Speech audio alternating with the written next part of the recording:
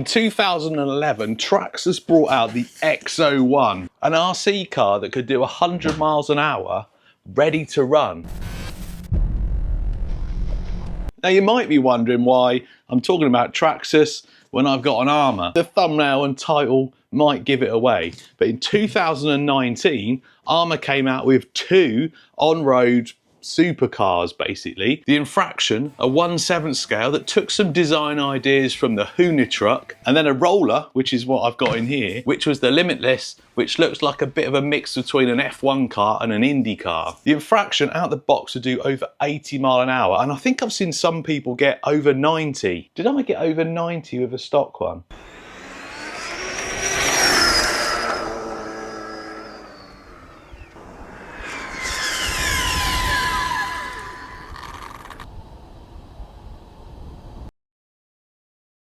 But it wasn't quite fast enough to beat the XO-1. And I think it was 2022 when this version came out, the V2 Limitless, and it's still a roller. There's a few revisions to it, I can't remember exactly what. I do know though that you were able to fit some bigger motors to it.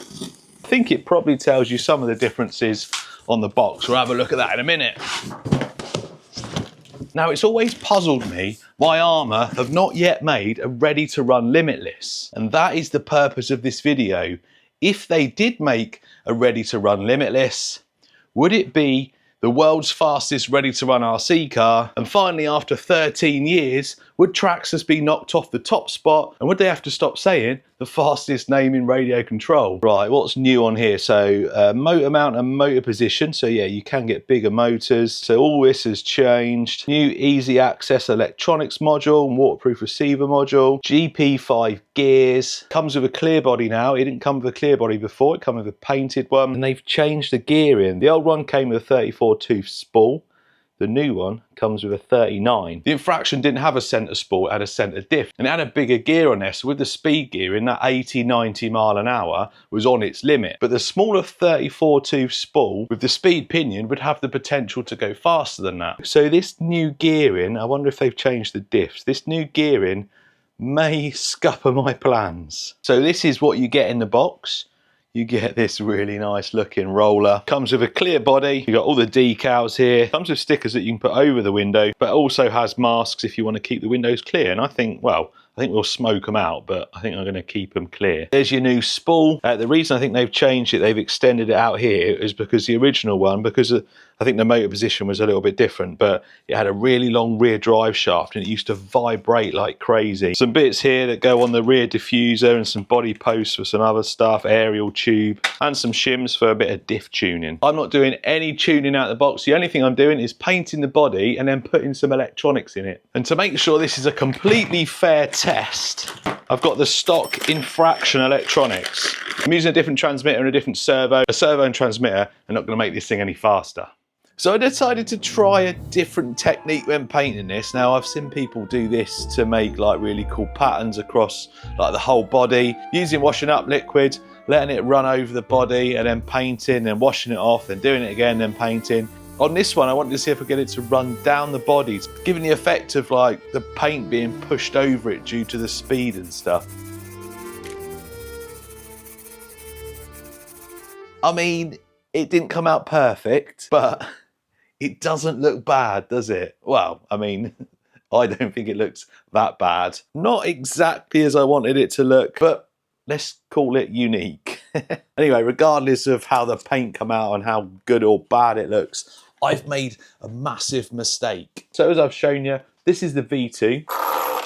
Slight differences to the V1, and I completely overlooked something. Now, I've mentioned gearing, and if we look on the box, it obviously shows you the different gearing. And as well as the bigger spur gear, the optional pinion gear is a lot bigger as well, and the diffs are different, so it gives it a completely different gear ratio. Now, when I was looking on the side here and looking at what it recommended, I completely dismissed the fact that it says it recommends 160 amp Spectrum ESC, 3 to 8S, and a 1250 kV motor. I built this, well, the purpose of the video, to see what a ready-to-run one would do, and if it would then be the fastest RC car that you could buy, RTR. I bought the stock Infraction electronics to go in it to get the speed I wanted, but they ain't gonna work. That's a 2050 kV motor, and if you're not aware of what kV means, it means the amount of revolutions per volt. So the higher the kV, the faster it spins basically. And in theory, because the gear ratio's changed on this,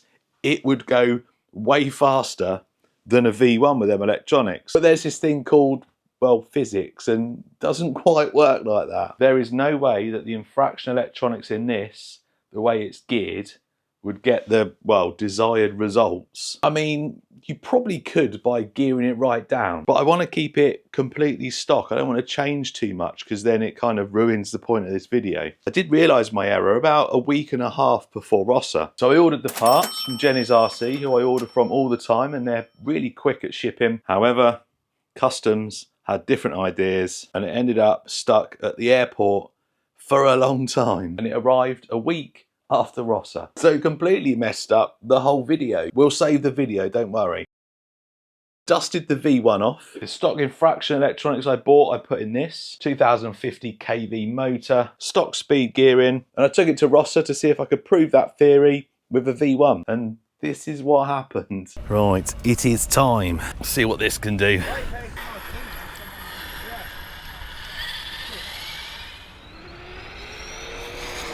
Oh, come on, Spectrum. It can't. Let me do that again. Ah! It's stock gearing, it's stock Arrma gearing, but I don't know whether the ESC's just, I don't know. We'll see what that was on the GPS. 90. Oh, 90 mile an hour. Right, we need to maybe change some settings on the ESC, maybe try some different batteries.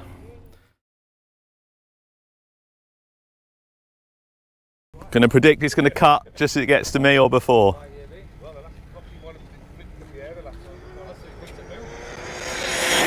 There we go, told you. I'll try one more time.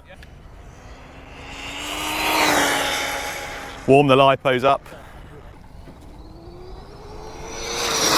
No, don't like it. What did we get though?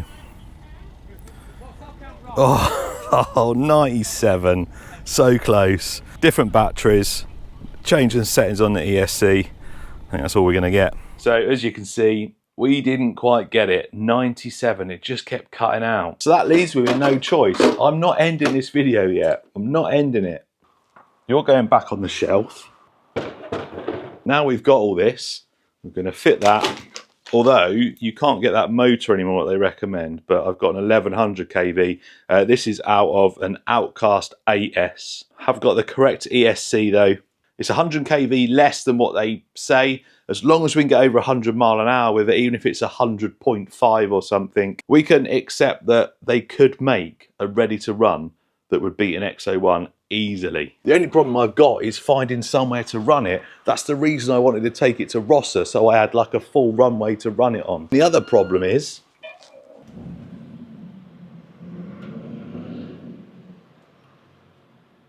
it's October now and, well, it's been raining so far for 3 days straight. I'll be back when this thing's ready to go and I've found somewhere to try it.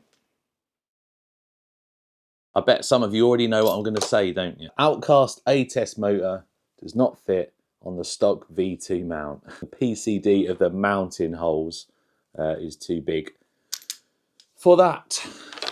Also, the stock gear they recommend, got a 5mm bore, that is 8mm. This is turning into a very expensive video. I'm not giving up though. I am not giving up. Don't let the blue sky and the sunshine fool you. It's pretty cold, it's a little bit windy, and it's the beginning of December. But this is my last chance this year to try and get this video finished. Right, let's give this thing a go. I was so eager to get out and get this thing running, I forgot to give you just a very quick update. And it is very quick because I managed to get the actual motor that they recommend on the box, the 1250 kV. I think it's originally out of the Super Baja Ray from Losi. I think that's where it comes from. So now I'm pretty sure it's 100% recommended stuff on the box. Correct motor, correct ESC, correct gearing. And unlike the V1 runs, which are 6S, this one's 8. Told you it was quick.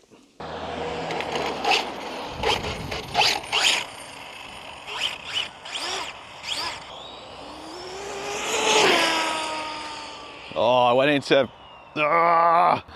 It cut out. Come on, so frustrating.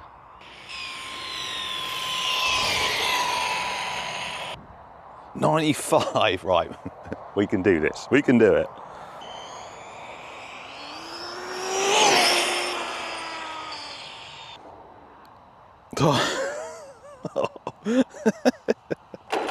This is really frustrating. I'm just trying to get into the ESC to change some settings to maybe reduce the voltage cut-off, but it's all over the place. I can't seem to find it. The beeps don't correspond with what it says online, so.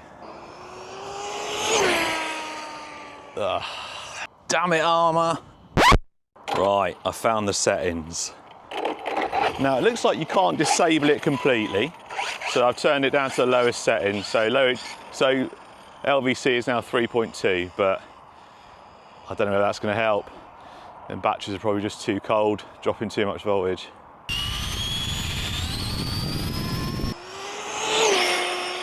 Oh, that sounded better. That sounded better. What I like about this new, I'm using a V3 radio link now. It's got a setting on it now that you can switch the dual rate down. So I'm driving down here with full steering, and then flick of a switch, your dual rate's right down, ready for a speed run. Speed run ready.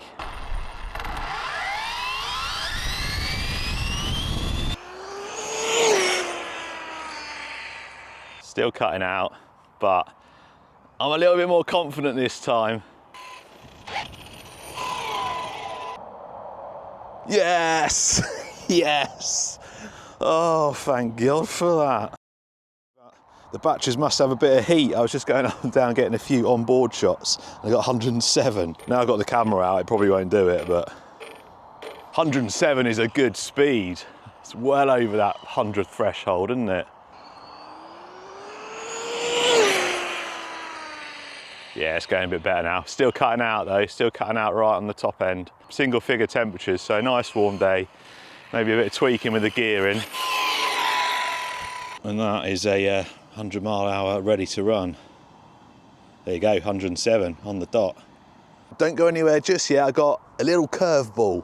If I told you that there was a brand out there that is very new to the hobby, and at the time of releasing one of their cars was probably only about, I want to say, less than 2 years old, and it wasn't an off-the-shelf car, it was developed by them. If I told you that that, ready to run, would be as fast as this, and as fast and faster than the XO-1, a lot of you probably wouldn't believe me, but there is such thing. This is the Rolalo AK787, a 1/10 scale speed car, and the full fat carbon version, fully geared up on a 4S LiPo, can go really fast.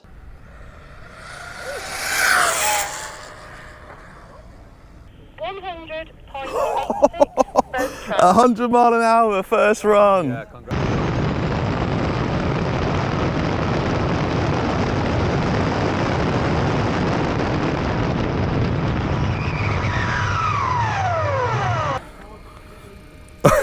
$105 on GPS. There's only one slight problem, and that's that this is a dual motor one. And they did initially sell it as a ready to run, but now it looks like you have to convert it yourself. However, you can get the ready to run with a single motor. And although I haven't done it myself, other people, I'm pretty sure, have got the stock system fully geared up to over 100 mile an hour. I've not worked out the cost to get it into that configuration. I'll put it on the screen now. But the single motor ready to run, I think, is less than $300. That's like a third of the price of either the Arrma or the Traxxas, and just as fast. So there we go, and I don't know the answer. I don't know why other manufacturers haven't challenged that world's fastest ready to run car yet. Although not super easy, it's definitely capable. I mean, it is super easy for this. This thing just runs straight and level. Most people, once they've got to grips with it, will be able to push that over 100 mile an hour. From what I've seen of the XO-1, it's not actually that easy. The V2 might be easier, but these things, they just hook up and you can just do pass after pass after pass. And let's not forget about the Hobao or Hobao VTE2. That chassis is proven so much it is fast. They don't make a ready to run and they don't really do a roller, but with not a great deal of speed run experience, I managed to push my one over 150 mile an hour. And this thing, I've pushed to over 100 mile an hour with a basic hobby wing setup with the stock body, and I think it had stock wheels as well. Not very aerodynamic. 107 I think I got. 109. My only guess is that they don't want to challenge it, or don't want the hassle of having to challenge it, or they just don't need to and don't want to. Who knows? But anyway, this video has taken a long time to finish. I hope you enjoyed it. I had loads of fun. Finally managed to get it over 100 mile an hour. I also got a chance to finally open this up fully, and there we go. These could be the world's fastest ready to runs.